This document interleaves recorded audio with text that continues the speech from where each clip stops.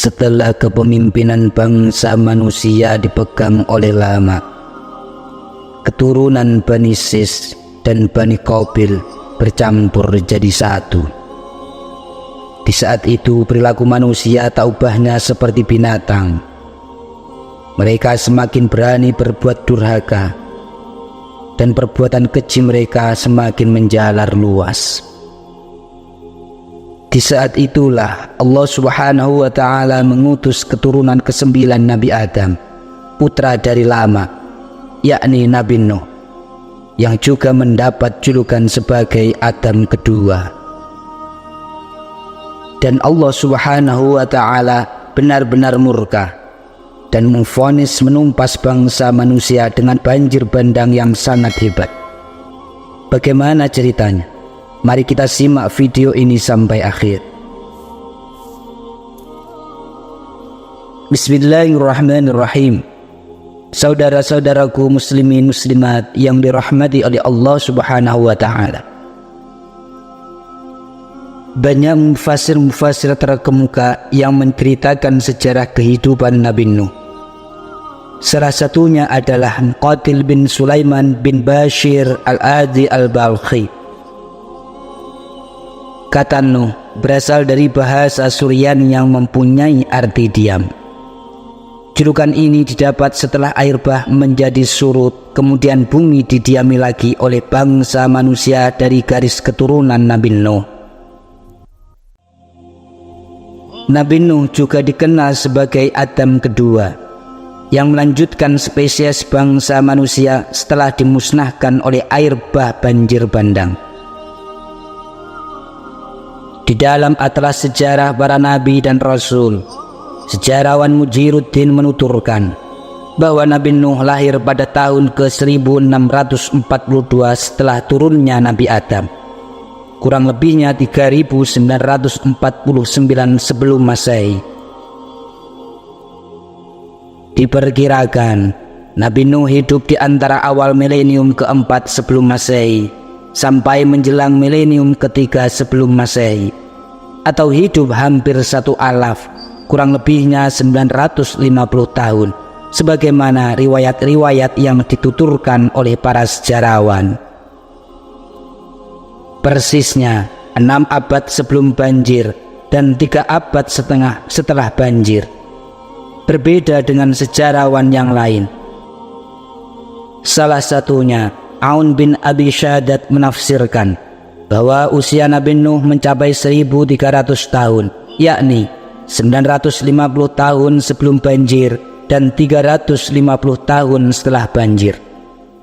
Demikian ini didapat dari pemahaman literal surat Al-Ankabut ayat 14 yang berbunyi, "Dan sesungguhnya kami telah mengutus Nabi Nuh kepada kaumnya, maka ia tinggal di antara mereka 1000 tahun kurang 50 tahun. Maka mereka ditimpa banjir besar dan mereka adalah orang-orang yang zalim." Al-Quran surat Al-Ankabut ayat 14. Nabi Nuh menerima beban risalah di usianya yang ke-40 tahun. Saat itu Bani Sis telah jauh menyimpang dari nasihat-nasihat Nabi Idris, yakni agar mereka tidak turun ke lereng-lereng gunung yang didiami oleh Bani Qabil.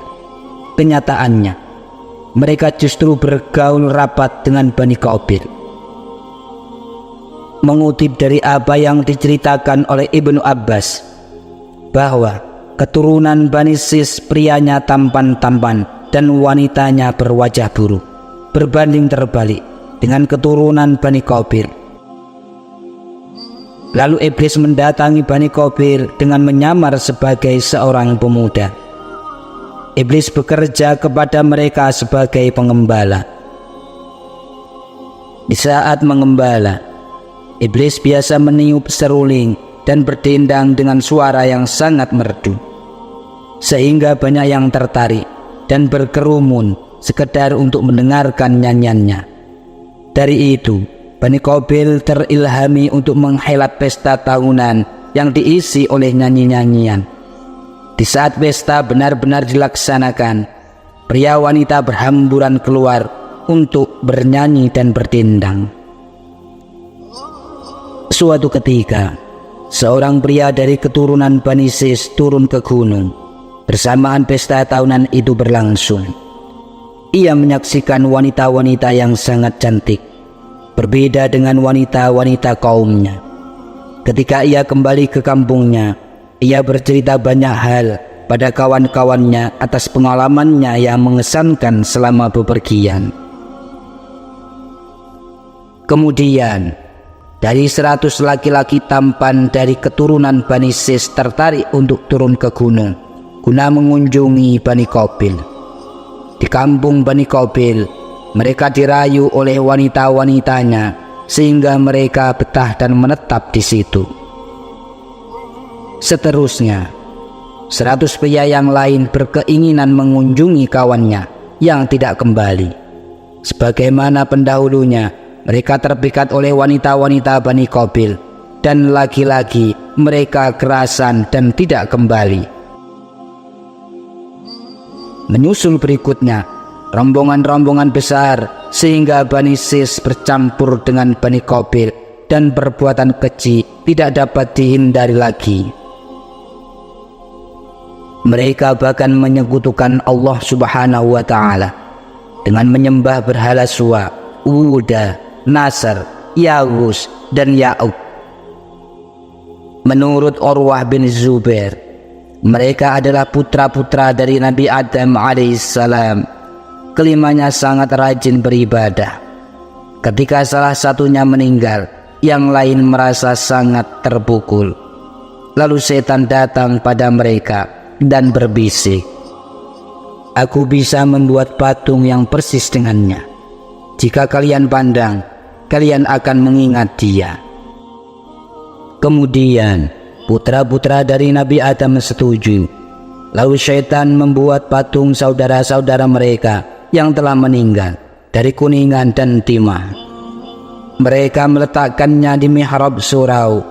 Begitu seterusnya hingga kelimanya wafat dan relief mereka terpampang di surau itu. Setelah lewat bertahun-tahun, masyarakat tidak lagi menyembah Allah Subhanahu wa Ta'ala. Lalu setan datang dan bertanya kepada mereka, "Kenapa kalian tidak menyembah Tuhan sama sekali?" Mereka menjawab, "Apa yang mesti kami sembah?" Setan menegaskan, "Tuhan kalian dan Tuhan eyang-eyang kalian sama. Apakah kalian tidak lihat patungnya berada di dalam tempat sembahyang kalian?" Setan menyesatkan kepada mereka. Lalu mereka menyembah patung-patung itu hingga Allah Subhanahu wa Ta'ala mengutus Nabi Nuh. Setelah itu, Nabi Nuh tak henti-hentinya untuk memperingatkan kepada mereka. Tetapi kaumnya itu tidak puas-puas untuk menentangnya. Bahkan pernah ketika Nabi Nuh mengingatkan kepada kaumnya, mereka marah. Nabi Nuh dipukuli sampai babak belur. Ketika mereka menganggap Nabi Nuh telah mati, Nabi Nuh dimasukkan ke dalam karung lalu dibuang seperti sampah. Setelah Nabi Nuh siuman, ternyata ia belum mati. Bergegas ia bersihkan tubuhnya lalu mendatangi kaumnya untuk mengulangi peringatannya. Mereka tambah jengkel. Nabi Nuh mereka cekik hingga pingsan. Namun Nabi Nuh masih saja mendoakan kepada kaumnya. Nabi Nuh berdoa kepada Allah Subhanahu wa Ta'ala, "Wahai Tuhanku, ampunilah kaumku. Sesungguhnya mereka tidak mengetahui." Bela Nabi Nuh di dalam doanya. Setelah ratusan tahun Nabi Nuh mengajak manusia, tetapi mereka tidak mengindahkannya. Hanya sebagian kecil saja yang mau beriman. Nabi Nuh pun mengadu kepada Allah Subhanahu wa Ta'ala. Lalu Allah Subhanahu wa Ta'ala berfirman, "Tidak akan ada lagi yang beriman dari kaum ini." Allah Subhanahu wa Ta'ala menegaskan. Dengan perasaan putus asa, Nabi Nuh berdoa kepada Allah Subhanahu wa ta'ala, "Wahai Tuhanku, janganlah kau biarkan seorang pun di antara orang-orang kafir hidup di atas bumi." Al-Quran Surat Nuh ayat 26. Dalam catatan kuno, banyak diilustrasikan terjadinya peristiwa banjir hebat. Di antaranya disebutkan dalam Babat Tanah Jawa. Di situ digambarkan adanya banjir hebat yang menyebabkan Kepulauan Nusantara yang waktu itu masih menyatu dengan daratan Asia dan Australia terputus dari kedua daratan itu, termasuk lepas dari Malaka. Gambaran serupa didapatkan dalam sejarah Sumeria, legenda-legenda Yunani, Satpatra, epik Mahabharata, cerita-cerita Cina, dan beberapa legenda-legenda lainnya. Dalam hal ini terjadi perdebatan di antara sejarawan, apakah banjir ini bersifat global atau regional. Dari kedua kemungkinan ini, yang menjadi pendapat umum berdasarkan bukti-bukti arkeolog mengarahkan bahwa lokasi banjir itu terbatas pada daratan Mesopotamia dan meluas di wilayah sekitarnya, dan kemungkinan banjir itu bersifat regional di saat penduduk bumi masih terbatas di kawasan Mesopotamia di sepanjang kawasan sungai Tigris dan Eufrat. Adapun waktu terjadinya peristiwa ini menurut tarikh Septuaginta pada tahun 3974 sebelum Hijriah atau 2242 setelah turunnya Nabi Adam, kurang lebihnya 3351 tahun sebelum Masehi. Setelah Nabi Nuh berdoa dan memohon kepada Allah Subhanahu wa ta'ala, Allah Subhanahu wa ta'ala mengabulkan seluruh permintaan dari Nabi Nuh. Allah Subhanahu wa ta'ala mengirim banjir untuk menumpas kaum Nabi Nuh. Allah Subhanahu wa ta'ala mengvonis bahwa kaum Nabi Nuh tidak akan ada lagi yang mau beriman. Allah Subhanahu wa ta'ala memerintahkan kepada Nabi Nuh untuk membuat perahu. Al-Quran Surat Hud ayat 37. Nabi Nuh sama sekali tidak mengerti apa itu perahu, tidak pernah membayangkan sama sekali. Selama ini ia tinggal di wilayah pegunungan. Nabi Nuh bertanya kepada Allah Subhanahu wa ta'ala, "Wahai Tuhanku, apa itu perahu?" Lantas Allah Subhanahu wa ta'ala menjawab, "Rumah kayu yang terapung di atas air." Lantas Nabi Nuh bertanya lagi kepada Allah Subhanahu wa ta'ala, "Wahai Tuhanku, di manakah air itu berada?" Lantas Allah Subhanahu wa ta'ala menjawab, "Wahai Nuh, aku kuasa atas apa yang aku kehendaki." Nabi Nuh kemudian diperintahkan oleh Allah Subhanahu wa ta'ala untuk menanam pohon jati dan menunggu sampai pohon itu besar. Ia tidak lagi mendoakan untuk kaumnya, dan Allah Subhanahu wa ta'ala membuat kaum wanita mereka mandul. Setelah berlalu 40 tahun, pohon yang ditanam Nabi Nuh telah siap ditebang. Allah Subhanahu wa ta'ala memerintahkan untuk memotongnya dan mengeringkan. Setelah persiapan-persiapan dilaksanakan, Nabi Nuh kembali kebingungan. "Bagaimana aku membuatnya?" tanya di dalam hatinya. Lantas Allah Subhanahu wa ta'ala menjawab pertanyaan tersebut. "Buatlah mirip rumah dengan sedikit miring dalam 3 bentuk. Anjungannya mirip kepala ayam, geladaknya seperti perut burung, dan buritannya mirip ekor ayam, agak miring menyamping. Buat sisinya bertemu dengan pintu sampingnya, bersusun 3 dengan kisaran 80 hasta atau kurang lebihnya 36 meter, dengan lebar 50 hasta atau 23 meter, dan dalamnya 30 hasta atau 13 meter. Kemudian Allah Subhanahu wa ta'ala mengutus malaikat Jibril untuk mengajarkannya bagaimana cara membuat perahu dengan baik. Setelah perahu Nabi Nuh selesai dibuat dengan ukuran yang sangat tinggi dan besar, perahu Nabi Nuh memancing seluruh perhatian kaumnya. Mereka seenaknya mengejek. Mereka berkata kepada Nabi Nuh, "Wahai Nuh, kau telah berubah menjadi tukang kayu yang sebelumnya mengaku-ngaku menjadi nabi." Lantas Nabi Nuh menjawab ejekan mereka, "Jika kalian mengejekku, maka kami akan mengejek kalian tatkala tampak pada kalian azab dari Allah Subhanahu wa Ta'ala." Al-Quran Surat Hud ayat 38. Tepat di bulan Rajab, azab pun datang. Kulit bumi menjadi lembab dan air memancar keluar. Langit menyiram hujan terus-menerus sampai 40 hari. Binatang-binatang panik dan mengadu kepada Nabi Nuh.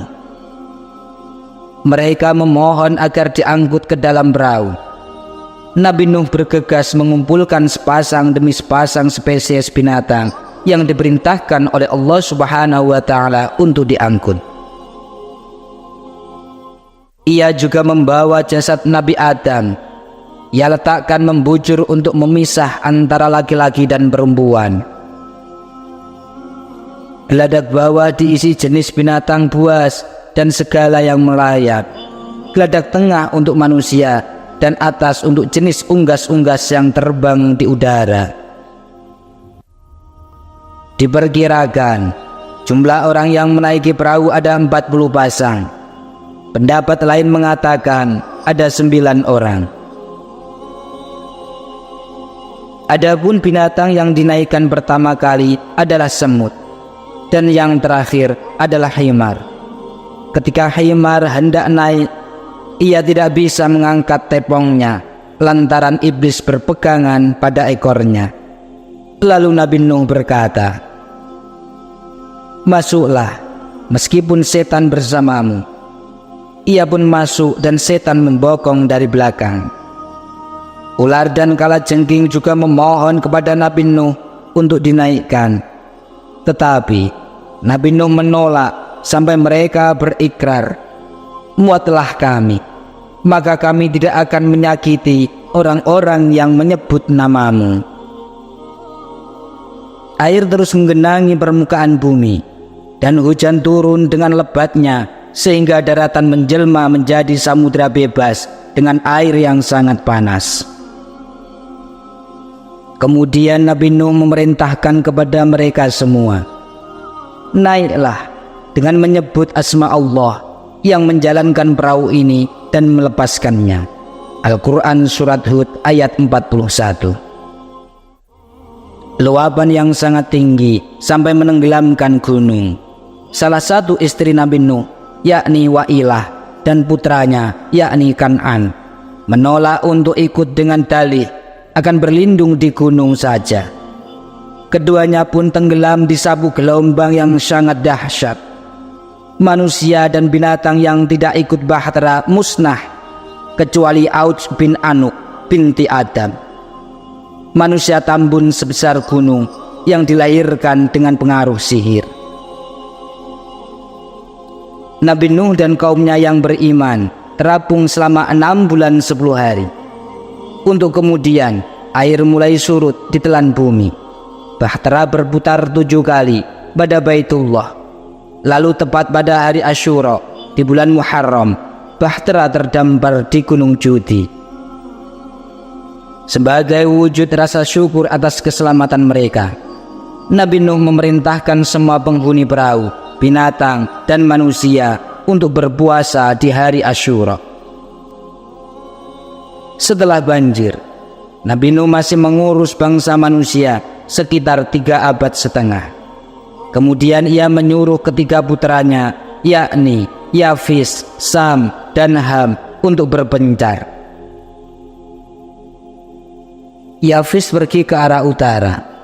Ia menurunkan bangsa Turki, bangsa Eropa, Rusia, Cina, Tartar, Mongol, Yajud, dan Majud. Dan Ham pergi ke arah selatan, yakni Afrika. Ia menurunkan bangsa Sudan, Kipti, Kibsi, Negro, Abisinia, dan Pakistan.